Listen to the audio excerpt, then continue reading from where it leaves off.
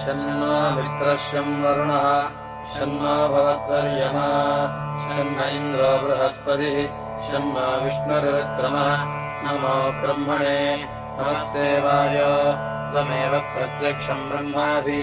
त्वमेव प्रत्यक्षं ब्रह्म वदिष्यामि ऋतं वदिष्यामि सत्यं वदिष्यामि तन्मामवतु तद्वक्तारमवतु अवतु माम् अवतु वक्तारम्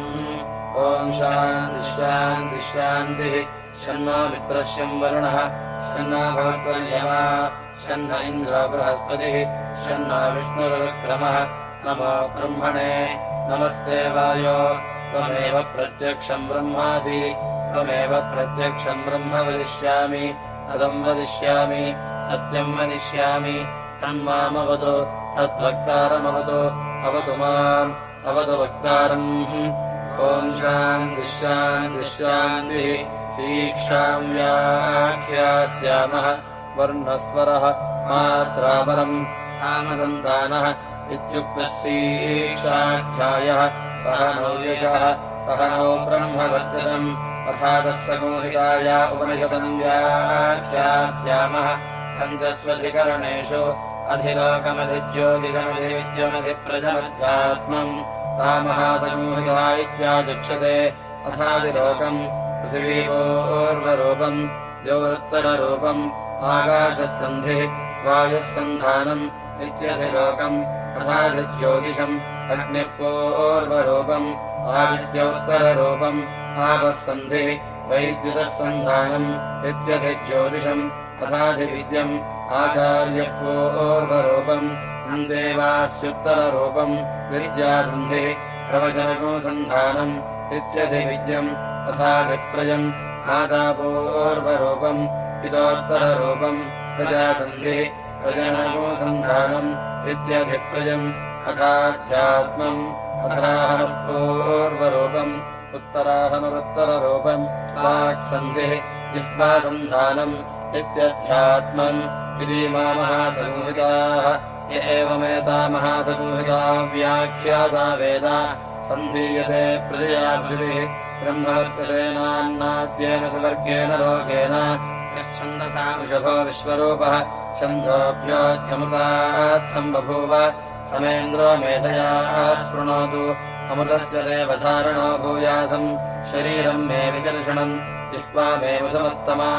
कर्णाभ्याम् भूरिविश्रुवम् ब्रह्मणः कोशोऽसि मेधया पिहितः श्रुतम् मे गोपाय आवहन्तीतन्वाना कुर्वाणा क्षीरमात्मनः वासागुंसि मम गावश्च अन्नपाने सर्वदा ततो मे श्रियमावह लोमशाम् पशुभिः सह स्वाहा आमा इन्दुब्रह्मचारिणः स्वाहा इमा इन्दुब्रह्मचारिणः स्वाहा रमा इन्दुब्रह्मचारिणः स्वाहा नमा इन्दुब्रह्मचारिणः स्वाहा शमा इन्दुब्रह्मचारिणः स्वाहा यशोजने सानि स्वाहा श्रेयानवस्य सोऽसानि स्वाहा तन्त्वाभगप्रविशानि स्वाहा समाभगप्रविश स्वाहा तस्मिन् सहस्रशाखे निभगाहन्वैमुजे स्वाहा तथा वप्रवदायन्ति यथा मासा अहज्जलम् एवम् माम् ब्रह्मचारिणः धातरायन्तु सर्वतः स्वाहा प्रतिवेशोऽसि प्रमाभाहि प्रमापद्यस्व एतास्तिस्रो व्याहृतयः तासामहस्मैताम् चतुर्थीम् माहाजनस्य प्रवेदयते मह इति तद्ब्रह्म स आत्मा अङ्गान्यन्या देवताः भूरिति वा अयम् लोकः भुवैत्यन्तरिक्षम् सुवरित्यसौ लोकः मह इत्यादित्यः आदित्येन वाव सर्वे लोका महीयन्ते भूरिति वा अग्निः भुवैति वायुः सुवरित्यादित्यः मह इति चन्द्रमाः चन्द्रमसा वाव सर्वाणि ज्योतिगुंषमहीयन्ते भूरिति वा ऋचः भुव इति सामानि सुवरिति यजोगुंषि मह इति ब्रह्म ब्रह्मणा वाव सर्वे वेदा महीयन्ते भूरिति वै प्राणः भुव इत्यपानः सुवरिति व्यानः मह इत्यन्नम् अन्नेन वाव सर्वे प्राणा महीयन्ते आवा एताश्चतस्रश्चतुर्था चतस्रश्चतस्रो व्याहृतयः तायो वेद स वेद ब्रह्म सर्वेऽस्मै देवा बलिमा वहन्ति स एषोऽन्तर्हृदय आगाय आकाशः तस्मिन्नयम् पुरुषो मनोमयः अमृतो हिरण्मयः अन्तरेणालुके येषस्तनैवावलम्बते सेन्द्रियोनिः यत्रासूके शान्तो निवर्तते यमोऽप्यशीर्षकपाले भूरित्यग्नौ प्रतिष्ठति भुव इति वायो सुवरित्यादित्ये मह इति ब्रह्मणि आप्नोति स्वाराज्यम् आप्नोति मनसस्पतिम् वाक्पतिश्चक्षुष्पतिः श्रोत्रपतिर्विज्ञानपतिः एतत्ततो भवति आकाशशरीरम् ब्रह्म सत्यात्मप्राणारामम् मन आनन्दम् शान्तिसमर्थममृतम् इति प्राचीनयोग्योपास्म दिव्यन्तरिक्षम् ज्योतिषो वान्तरदिशाः अग्निर्वायुरादित्यश्चन्द्रमा नक्षत्राणि आपकोषधयो वनस्पतय आकाश आत्मा इत्यधिभूतम् अथाध्यात्मम् प्राणो व्यानोपानमुदानः समानः चक्षुश्रोत्रम् मनोवाक् चर्ममापोसर्गस्नावास्थिमज्जा एतदधिविधाय ऋषिरवोचत् आङ्कम् वा इदगो सर्वम् आङ्केनैव पाङ्कर्गस्पृणोतीति ओमिति ब्रह्म ओमितीदगो सर्वम् ओमित्येतदनुकृतिः स्मवाप्योश्रावयेत्याश्रावयन्ति ओमिति सामानि गायन्ति ॐ सोमिति शस्त्राणि शकुंसन्ति ओमित्यध्वर्यः प्रतिहरम् प्रतिगृह्णाति ओमिति ब्रह्मा प्रसौति ओमित्यग्निहोत्रमनुजानाति ओमिति ब्राह्मणः प्रवक्ष्यन्नाह ब्रह्मोपाप्नुवानीति ब्रह्मैवोपाप्नोति कथम् च स्वाध्यायप्रवचने च सत्यम् च स्वाध्यायप्रवचने च तमश्च स्वाध्यायप्रवचने च नमश्च स्वाध्यायप्रवचने च शमश्च स्वाध्यायप्रवचने च अग्नयश्च स्वाध्यायप्रवचने च अग्निहोत्रम् च स्वाध्यायप्रवचने च अतिथेश्च स्वाध्यायप्रवचने च मानुषम् च स्वाध्यायप्रवचने च प्रजा च स्वाध्यायप्रवचने च प्रजनश्च स्वाध्यायप्रवचने च प्रजातिश्च स्वाध्यायप्रवचने च सत्यमिति सत्यवचाराधीतरः तप इति तपो नित्यः पौरुषिष्टिः स्वाध्यायप्रवचने एवेदिनाको मौद्गल्यः तद्धितपस्तद्धितपः अहम् वृक्षस्य रेरिव कीर्तिः पृष्ठम् गिरेरिव ऊर्ध्वपवित्रो वाजिनीव स्मृतोऽस्मि द्रविणको समर्थसम् सुमेधामृतोक्षितः इति त्रिशङ्गोर्वेदानुवचनम् वेदनमनोच्याचार्योऽन्ते वाचिनमनुशास्ति सत्यम् वद